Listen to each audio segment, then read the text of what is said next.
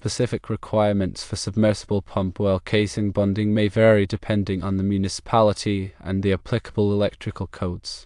However, in general, direct bonding to the casing is typically required. Bonding to the submersible pump well casing should be done directly via a pipe clamp or a ground rod that is driven into the casing. Bonding to one of the threaded pipes attaching to the well cap is generally not allowed. This is because the compression gasket between the cap and casing can create a high resistance path for the grounding current. If there is poor bonding between the well cap and casing, troubleshooting steps may help. Firstly, ensure that the contact surfaces between the well cap, casing, and bonding point are clean and free of corrosion or debris. Secondly, apply a conductive lubricant to the contact surfaces to improve electrical conductivity. Thirdly, ensure that the threaded connections between the well cap and casing are properly tightened. Fourthly, if the connection between the well cap and casing is compromised, a bonding strap can be installed from the well cap to the submersible pump's wiring system. Several additional considerations exist. The ground wire used for bonding should be sized according to the electrical code requirements for the circuit. The bonding connection should be part of the overall grounding electrode system for the building. Bonding connections should be inspected regularly to ensure they are maintained in good condition. Refer to the local electrical codes and consult with a qualified electrician or electrical inspector for specific guidance on the bonding requirements in your municipality. The purpose of bonding is to create a low impedance path for fault current to return to the source, which helps to trip the circuit breaker or fuse and prevent electrical shock. Without proper bonding, a fault current could flow through unintended paths, such as a person touching the well casing, which could result in serious injury or death. In addition to the general requirements mentioned earlier, there may be specific requirements for the type of bonding clamp or connector that is used. For example, some municipalities may require that the bonding clamp be made of stainless steel or bronze to prevent corrosion. Other municipalities may require that the bonding clamp be listed and labeled by a recognized testing laboratory such as Underwriters Laboratories or OL. The size of the ground wire used for bonding is also important. The ground wire must be large enough to carry the maximum fault current that could occur. The electrical code specifies the minimum size of the ground wire based on the size of the circuit breaker or fuse that protects the circuit. The grounding electrode system is the system of interconnected grounding electrodes that are used to provide a low impedance path to ground. The grounding electrode system typically consists of one or more ground rods, ground plates, or metal underground water pipes that are connected to the building's electrical system. The bonding connection should be connected to the grounding electrode system to ensure that the well casing is properly grounded. Regular inspection of bonding connections is important to ensure that they are maintained in good condition. Bonding connections can corrode over time, which can increase the impedance of the connection and reduce its effectiveness. Bonding connections should be inspected at least once a year, or more often if there is evidence of corrosion. When inspecting bonding connections, look for signs of corrosion, loose connections, or damage to the ground wire.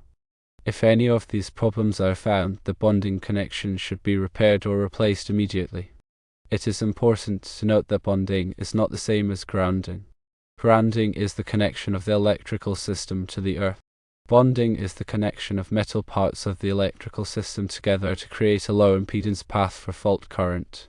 Both bonding and grounding are important for electrical safety. In some cases, the well casing may be used as a grounding electrode. However, this is only allowed if the well casing meets certain requirements, such as being made of metal and being in direct contact with the earth. If the well casing is used as a grounding electrode, it must be connected to the building's electrical system in accordance with the electrical code. In addition to the requirements mentioned earlier, there may be specific requirements for the installation of submersible pumps. For example, some municipalities may require that the submersible pump be installed with a check valve to prevent backflow of water into the well. Other municipalities may require that the submersible pump be installed with a lightning arrestor to protect the pump from lightning strikes. The installation of submersible pump should be performed by a qualified electrician or well contractor. The electrician or well contractor should be familiar with the local electrical codes and well codes. The electrician or well contractor should also have the necessary tools and equipment to install the submersible pump safely and properly. The electrical code is a set of rules and regulations that govern the installation of electrical wiring and equipment. The electrical code is designed to protect people and property from electrical hazards. The electrical code is updated every 3 years by the National Fire Protection Association, or NFPA. The latest version of the electrical code is the 2023 National Electrical Code, or NEC. The electrical code is adopted by most states and municipalities in the United States. The electrical code is also used in many other countries around the world. The electrical code is a complex and comprehensive document. It is important to consult with a qualified electrician or electrical inspector to ensure that electrical work is performed in accordance with the electrical code. The information provided here is for general guidance only and should not be considered a substitute for professional advice. Always consult with a qualified electrician or electrical inspector for specific guidance on the bonding requirements in your municipality. Incorrectly bonded systems can lead to dangerous situations, so adherence to regulations is crucial for safety. This includes proper sizing of the grounding conductor, the method of connection, and ensuring a continuous, low impedance path to ground. Different types of soil can affect the effectiveness of grounding systems, so local conditions might influence the specific requirements. It's also important to consider the potential for corrosion, especially in areas with high moisture or salinity. Regular inspections and maintenance are essential to ensure the long-term integrity of the grounding system. If there are any changes to the electrical system or the surrounding environment, the grounding system should be re-evaluated to ensure it still meets the applicable requirements. Furthermore, the connection point should be accessible for inspection and maintenance. Buried connections should be avoided whenever possible, as they are more susceptible to corrosion and damage. When buried connections are necessary, they should be made with approved materials and methods to ensure a long-lasting and reliable connection. The grounding system should also be protected from physical damage. For example, ground rods should be installed in a location where they are not likely to be struck by vehicles or other equipment.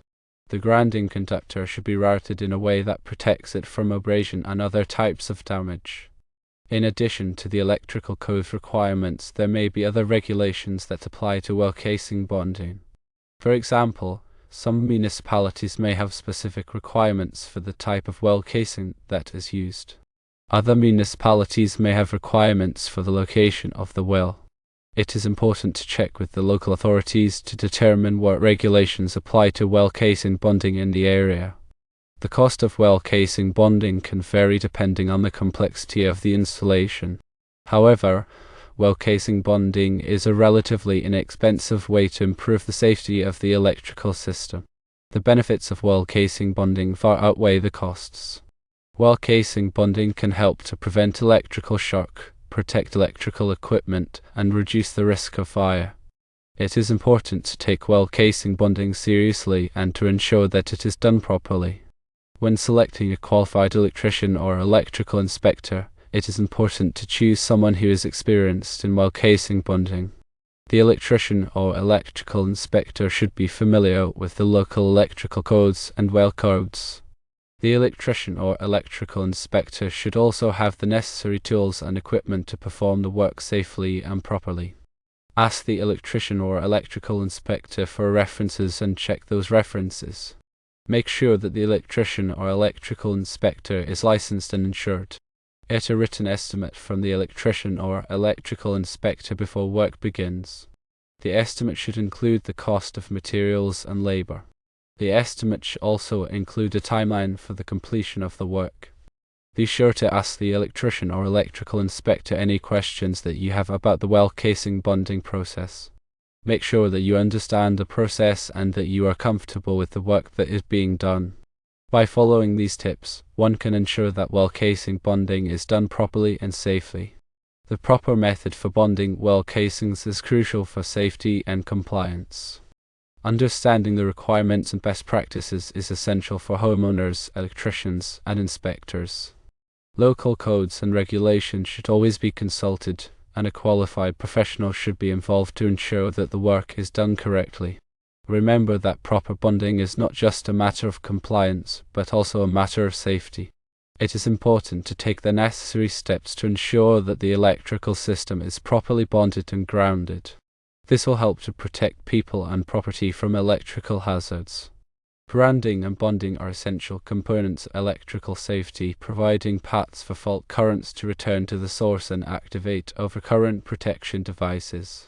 Proper grounding and bonding practices minimize the risk of electric shock and prevent damage to electrical equipment.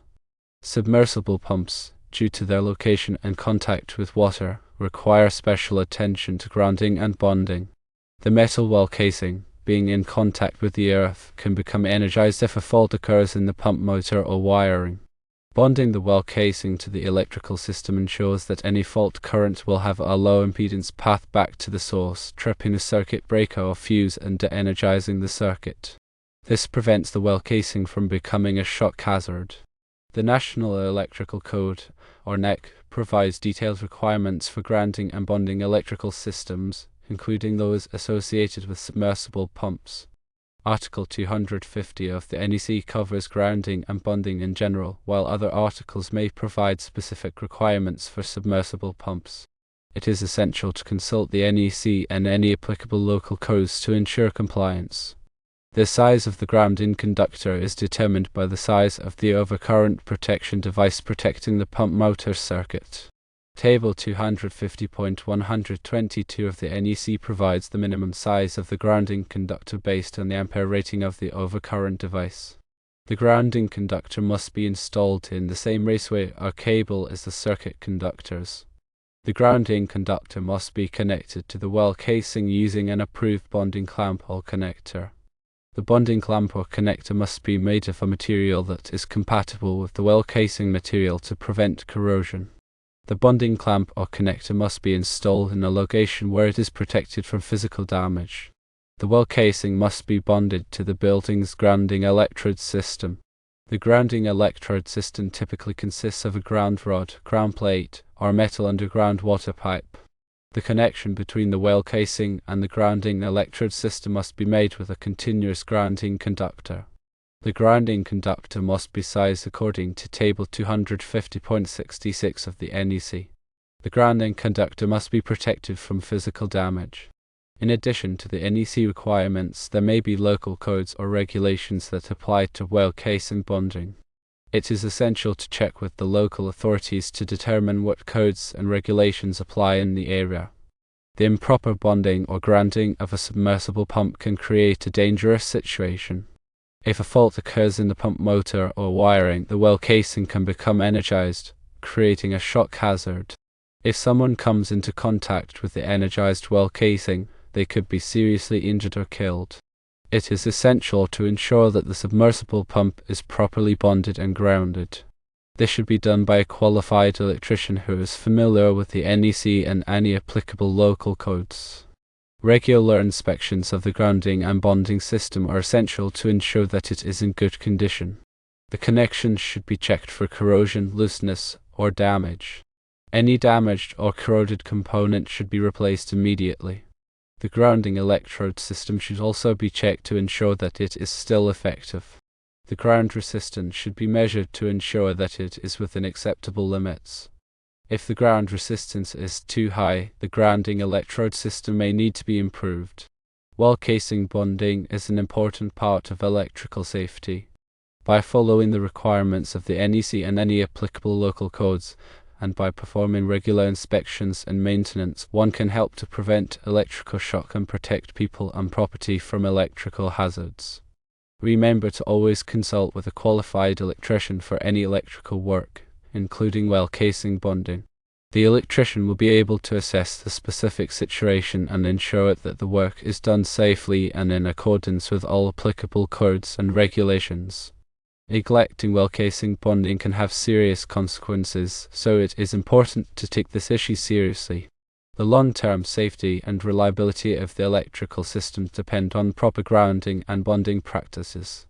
In conclusion, submersible pump well casing bonding is a critical safety measure that must be performed in accordance with the NEC and any applicable local codes.